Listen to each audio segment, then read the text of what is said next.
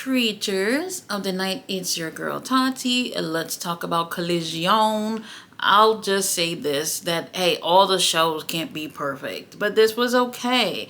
We started off with something that I was very surprised to see, which was Tony Storm backstage getting attacked and drugged by Mariah May to the stage. She had the spotlight put on her. She put our girl Tony Storm into a pile driver. She held on to her and said that we're taking this shit to Revolution for a Hollywood ending. I couldn't even say a word the entire time because I was just like, I thought we were done with this. I literally thought we were done with this. I thought it would have been best case scenario to be done with this. To get a third match out of it. This storyline has played out for a long time. I think what the situation is that it's the matches seemingly back to back like this, where it just seemed like, all right, everybody has waited for Toni Storm to come back. She's come back. She's got the title back. And then all of a sudden it's just like, well, in a couple of weeks, y'all going back at it again. And honestly, I think some people are not with that. But hey, that's what we're getting at Revolution. We have our girl Mariah May going at it with Toni Storm again, this time for a Hollywood ending. And speaking of not a Hollywood ending, we have our first match of the night, which is Hologram versus Beast Muertos. Beast Muertos! Oh my God, Beast Muertos. Words could never describe what it is that beast does to me. He is freaking amazing. This is the third time that Beast Muertos and Hologram has had a match. They have great chemistry with each other, but I think everybody already knew where this is going. Hologram has a undefeated streak. I think this would be number 15 if I am correct. The match was great. Beast Muertos, Beast Muertos is one of those people that every roster have somebody on their roster where it's like, y'all don't appreciate this person until it's time to really, really appreciate this person. And it's like, he comes out there, he always have a great match, and he does really well with everybody that he's in the ring with, but he's just not necessarily moving up on the card. One of these days, Tony Khan, you're just gonna be like, oh, wait a minute, we better not drop the ball on Beast Muertos before he ends up going somewhere else. You guys already know Hologram ends up taking the win. And before I could really, really go out there and just have like a full-blown, rant about it, then Tony Khan, I said we are full in AEW. I did say we were full. But I was going to make an exception for only one wrestler at this point. One wrestler. And then boom, here comes a video package of Speedball Mike Bailey, who is coming soon, I don't know when, to AEW. Tony Khan, that's all I asked you for. I said, look, get the doors closed for everybody but Mike Bailey. And finally, that's what we're going to get. He's going to be coming to AEW soon. And the possibilities of matches, amazing matches that we're going to end up having with Mike Bailey in AEW is absolutely insane. It just activates my ovaries just thinking about it. This guy is damn near flawless in the ring, and just to know that AEW won't snatch them up is all I needed. I'll cry about Beast Muertos losing later.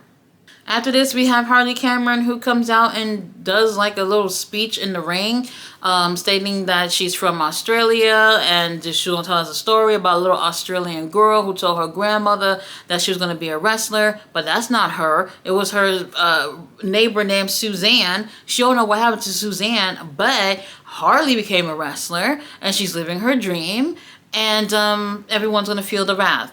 Lovely. We love to see Harley. She's getting her flowers since they didn't do it really for her in Australia, at least on camera. So they're giving her a little bit of TV time. Great.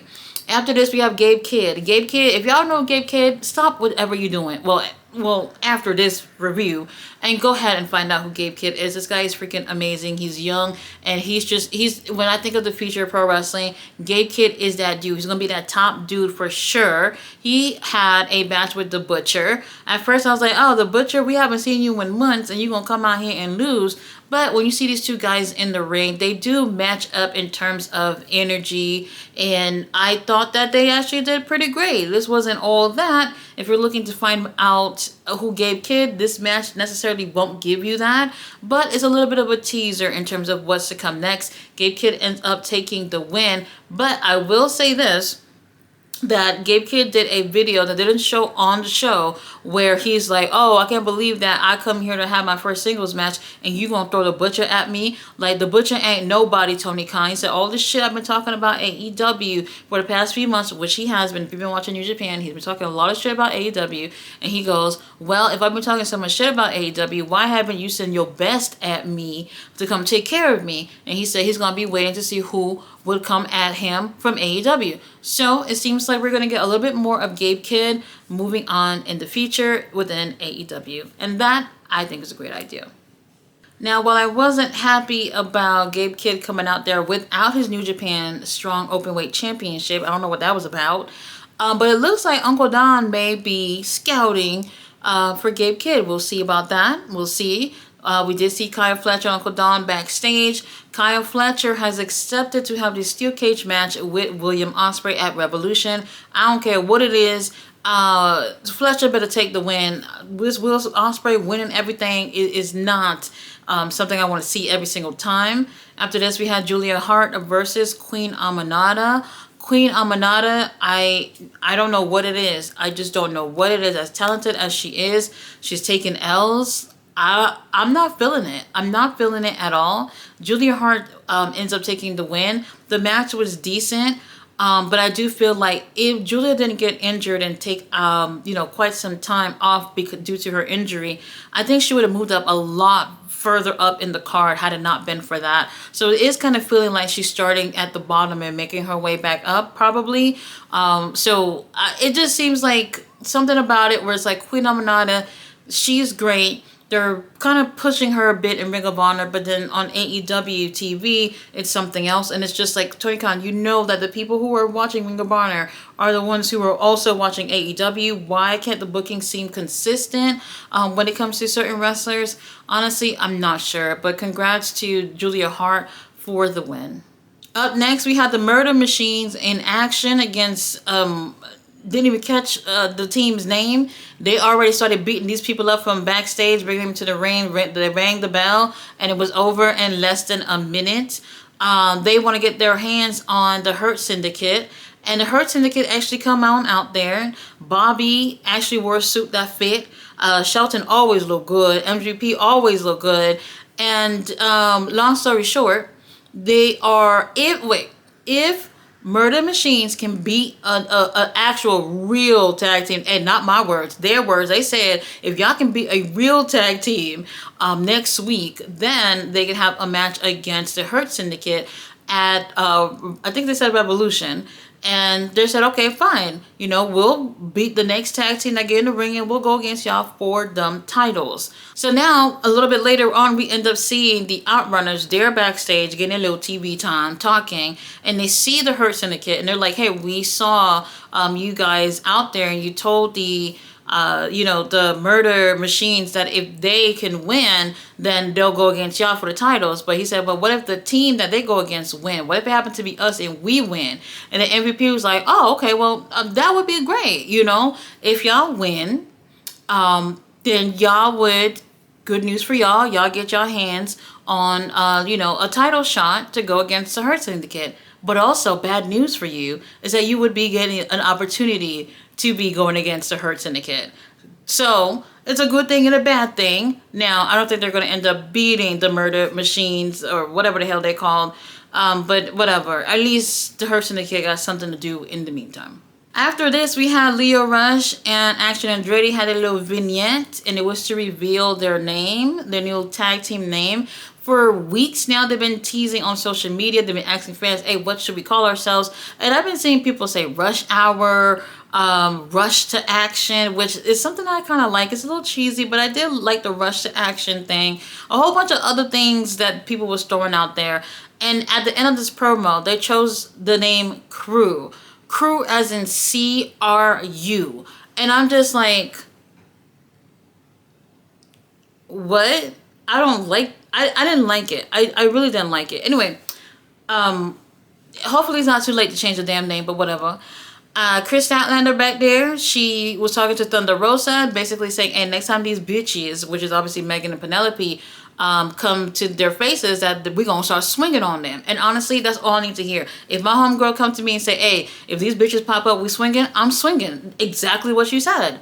We'll see what end up happening with that. After this, Death Riders going against Daniel Garcia and his uncles. What are we doing? Daniel Garcia is TNT champion for what? Real talk, I don't know what this is about. Like, for me, I like reigning, defending champions, okay? And for me, it's just like, this is a singles title that Daniel Garcia has. I understood that when he won it right after, it was a Continental Classic, so he was doing that. Whatever, fine. But after that, what's your excuse for you to be constantly in trios matches with Daddy Magic and Angela Parker? What does that have to do with being TNT champion? They have a match with the Death Riders, and it was actually not bad. At least, you know, Daddy Magic, Angela Parker has something to do.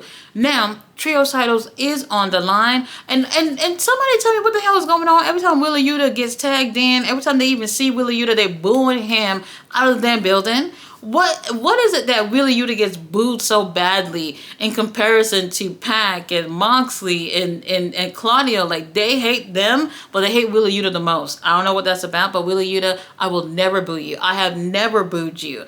Our champions end up retaining, and rightfully so. That's exactly how it should be. And after that, we do have shenanigans where Death Riders, they're not done with these guys, and we end up having Adam Cole and Kyle O'Reilly and Roderick. They end up coming out there, and I'm just like, why y'all still dragging this thing with another trios? All these trios been going at it for like a month or so now.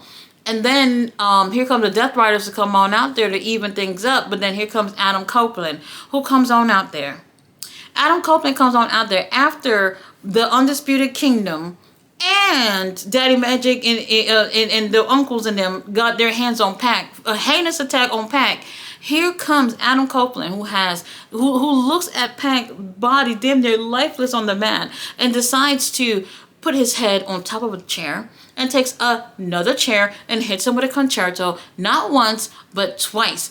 Adam Copeland, you're supposed to be a babyface. How dare you attack a man who's already damn near dead? How dare you do that? So now, y'all remember, Adam Copeland did say on Wednesday that until he gets his hands on Jon Moxley at Revolution, he is going to get his hands on every single member of the Death Riders. I'd like to see you get your hands on Marina, because you're not going to put your hands on a lady.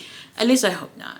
After this, we do hear from the Vendettas backstage. They're sending a warning to Harley Cameron again. I don't know. Basically saying that she's a loser. To get your ass to the back of the motherfucking line. So you either move or we will move you out the way. I like how that happened. After this, they waste our time with this Best Wrestler Alive Open Challenge bullshit with Max Caster. And then we have Brody King. Brody King, Lord have mercy. Brody King, that's my type. He's tall. Lots of tattoos. Covered in tattoos. I love that. He has a beard. I love beards. He's meaty. I love meaty men. He's my type. Totally my type. He comes on out there and beats up Max Caster in like, I don't know, 1 minute and 50 seconds. Perfect. I don't care. Look, this Max Caster thing, I don't get it. I personally don't get why this is even a thing. How do you have an open challenge on a weekly basis and you lose it every single time? Like, at what point is there going to be a payoff in doing this thing? All you're doing is getting TV time? I don't even think that's a good thing at all. Main event. Ring of Honor. World title on the line. Chris Jericho versus Bandito.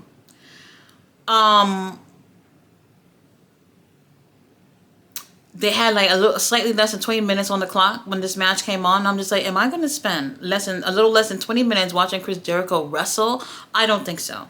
I personally don't feel like, I feel like he's out there, he's doing something, but it's not entertaining enough to grab people to want to see this, especially with him as a champion. What's even more disappointing is that we have fucking Chris Jericho, who's not really adding anything to the title. He's not adding anything to the Ring of Honor show itself because he's never on the show.